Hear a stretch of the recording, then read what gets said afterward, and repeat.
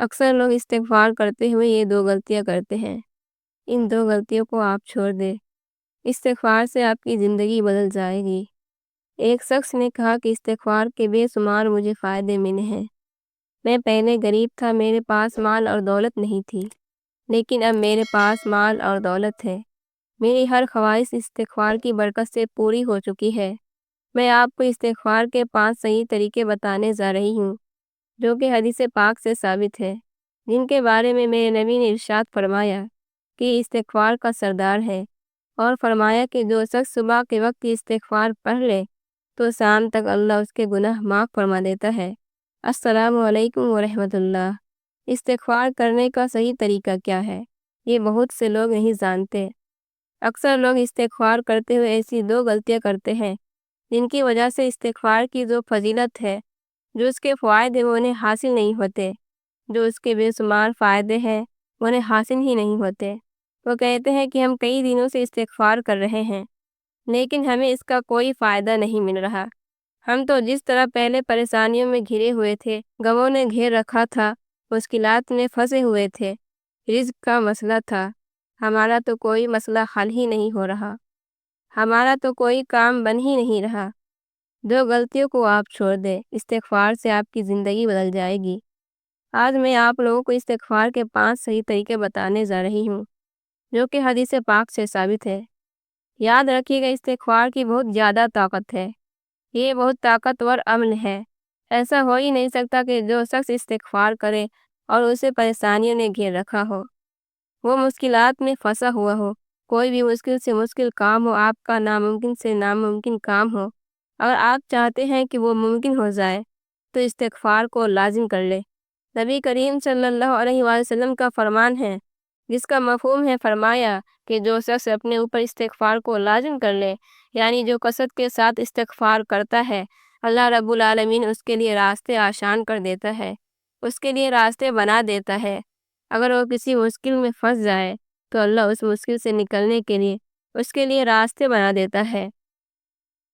اللہ اسے غموں اور پریشانیوں سے نجات عطا فرماتا ہے۔ غم اور پریشانی اس کے قریب بھی نہیں آئیں گے، اور اللہ اسے ایسی جگہ سے رزق عطا فرمائے گا جہاں سے اس کا گمان بھی نہیں ہوگا۔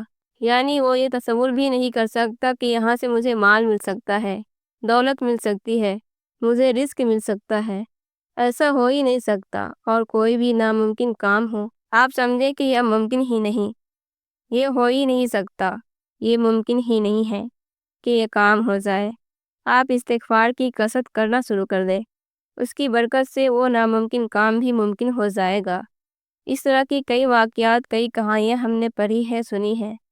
جیسے مشہور معروف واقعہ حضرت امام احمد بن حنبل کا ہے، جو بہت ہی مشہور واقعہ ہے۔ آپ کہیں سفر پر تھے، ایک جگہ سے مسجد میں قیام کرنے کے لیے لوگوں سے پوچھا تو انہوں نے کہا کہ مسجد میں نہیں رکنا۔ ایک شخص نے کہا، جناب آپ میرے مہمان بن جائے۔ حضرت امام احمد بن حنبل نے دیکھا کہ جب وہ شخص آٹا گوندھنے لگا تو استغفار کرنا شروع کر دیا۔ وہ جب بھی دیکھتے کہ وہ شخص استغفار کی کثرت کے ساتھ کر رہا ہے، امام احمد بن حنبل نے اس شخص سے پوچھا، استغفار کرنے کا کوئی فائدہ بھی تمہیں ملا ہے؟ یہ جو تم استغفار کی کثرت کے ساتھ کرتے ہو، اس کا کوئی فائدہ بھی ملا ہے اب تک؟ اس نے کہا، اس کے بے شمار مجھے فائدے ملے ہیں۔ میں پہلے غریب تھا، میرے پاس مال اور دولت نہیں تھا، اب میرے پاس مال اور دولت ہے۔ میں پہلے رزق کی تنگی کی وجہ سے پریشان تھا، اب میرے رزق میں فراوانی آ چکی ہے۔ میری ہر خواہش استغفار کی برکت سے پوری ہو چکی ہے، سوائے ایک خواہش کے۔ امام نے پوچھا، وہ ایک خواہش کون سی ہے جو اب تک پوری نہیں ہوئی؟ اس شخص نے کہا، جناب ایک خواہش جو اب تک پوری نہیں ہوئی، یہ میں نے سنا ہے کہ امام احمد بن حنبل نے ایک بہت بڑے امام ہیں، بہت بڑے عالم دین ہیں۔ میری خواہش ہے کہ زندگی میں ان سے ملاقات ہو جائے، لیکن یہ اب تک خواہش پوری نہیں ہو رہی۔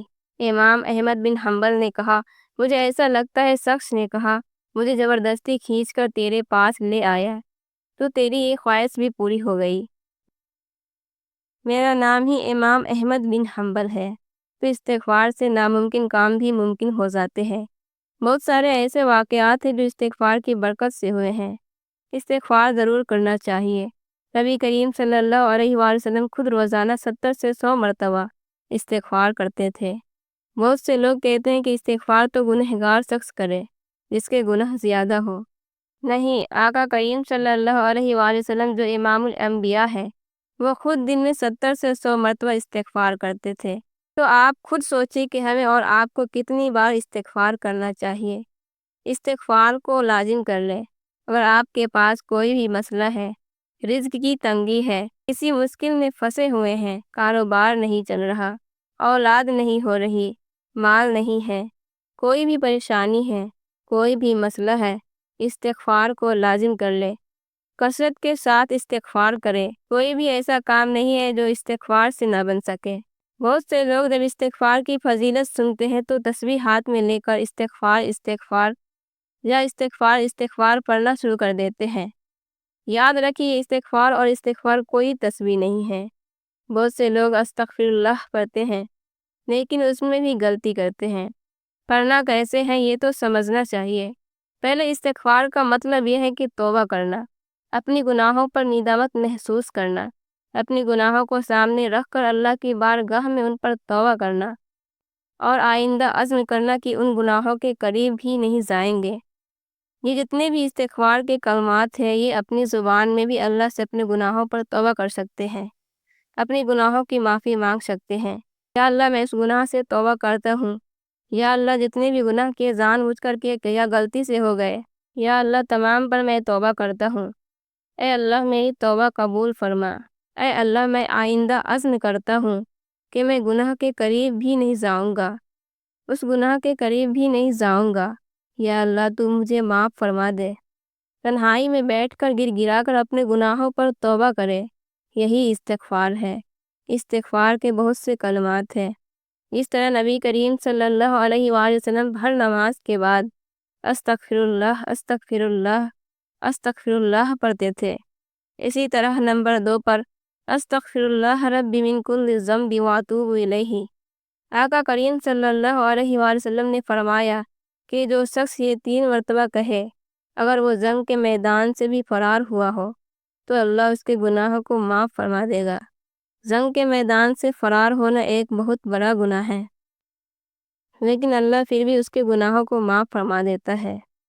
نمبر 3 استغفر اللہ الذی لا الہ الا هو الحی القیوم واتوب الیہ، یہ بھی استغفار ہے۔ اسی طرح ربی اغفر وتب علیہ انک انت التواب الرحیم، یہ بھی استغفار ہے۔ ربی اغفر وانت خیر الراحمین، یہ بھی استغفار ہے۔ لا الہ الا انت سبحانک انی کنت من الظالمین، یہ بھی استغفار ہے۔ اور سید الاستغفار جس کے بارے میں نبی صلی اللہ علیہ وآلہ وسلم نے فرمایا کہ استغفار کا سردار ہے۔ نبی کریم صلی اللہ علیہ وآلہ وسلم نے فرمایا کہ جو شخص صبح کے وقت یہ استغفار پڑھ لے اور شام تک اسے موت آ جائے تو اللہ اسے جنت میں داخل فرمائے گا، اور جو شام کے وقت یہ استغفار پڑھ لے اور صبح تک اسے موت آ جائے تو اللہ اسے جنت میں داخل فرمائے گا۔ یہ سید الاستغفار ہے۔ اللہم انت ربی لا الہ الا انت خلقتنی وانا عبدک وانا علی عہدک ووعدک ما استطعت اعوذ بک من شر ما صنعت ابوء لک بنعمتک علی وابوء بذنبی فاغفر لی فانہ لا یغفر الذنوب الا انت، یہ سید الاستغفار ہے، تمام استغفار کا سردار۔ استغفار کا مقصد یہ ہے کہ اپنے گناہوں پر توبہ کی جائے۔ اگر آپ کو یہ کلمات یاد نہیں تو اپنی زبان میں اللہ سے معافی مانگیے، گر گرا کر اپنے گناہوں کی توبہ کرے۔ یا اللہ مجھ سے گناہ ہو گئے، یا اللہ میرے گناہوں کو معاف فرما۔ اللہ تعالی ہم سب کو عمل کی توفیق عطا فرمائے، آمین۔ السلام علیکم ورحمۃ اللہ۔